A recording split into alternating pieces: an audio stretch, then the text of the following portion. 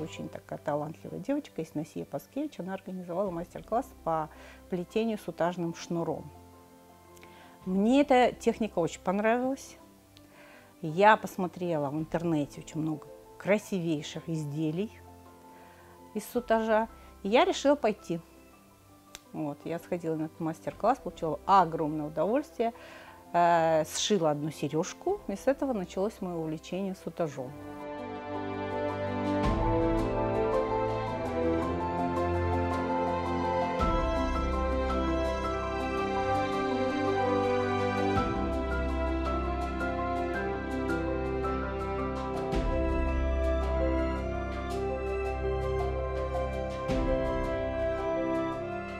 Вот из этого простого на вид сутажного шнура можно создавать совершенно потрясающие вещи. Мне нравится, что можно создавать совершенно причудливые завитки в восточном стиле. Бывает часто, что вот этот сутажный шнур, он меня не слушается. Я хочу сделать что-то одно, а он как-то вот поворачивает, и получается совсем другой завиток, и в результате получается совсем неожиданный результат. И вот именно это меня и привлекает. И еще мне нравится, что я не ограничена в своих фантазиях. Я никогда не рисую эскизы. Часто бывает так, что я начинаю делать что-то одно, а в результате у меня получается что-то другое. И мне это нравится.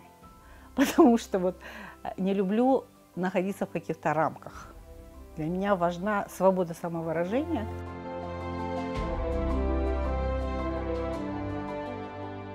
Очень тонкие иголочки используются.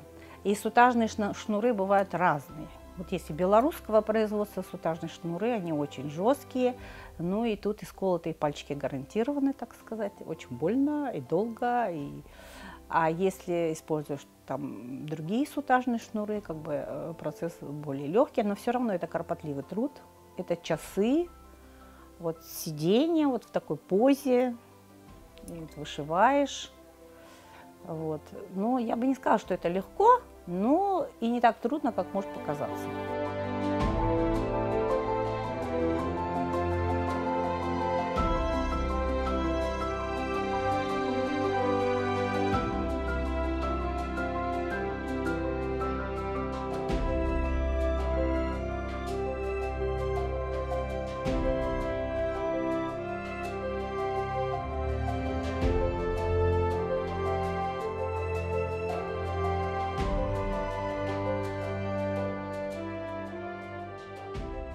Символизм имеет же большое значение вообще в истории, в культуре разных народов. И, естественно, у нас тоже символизм и в быту даже, на фесках, на вышитых полотенцах, FGR использовались различные символы.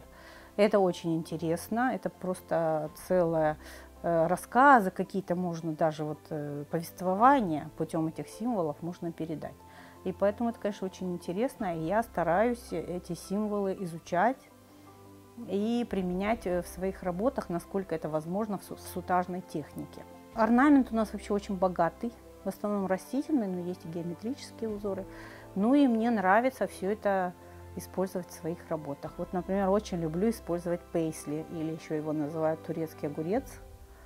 Вот очень древний и очень известный символ. Он значит больше богатства. Например, символ розы – это женщина, символ тюльпан – это юноша, гвоздика – это старый человек уже.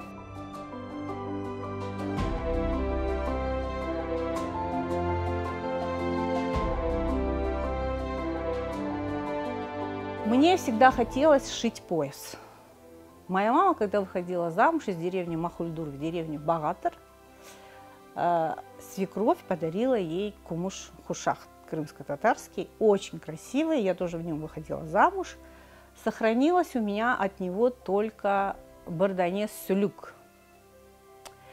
Вот. И я все время смотрела на этот сюлюк, и мне хотелось сделать что-то подобное. Ну вот я задумала сделать из сутажа крымско-татарский пояс. Последние уже мои изделия, это уже чисто моя технология, потому что для навершия вот тепелик, фесок, мне показался классический сутаж очень тяжелым.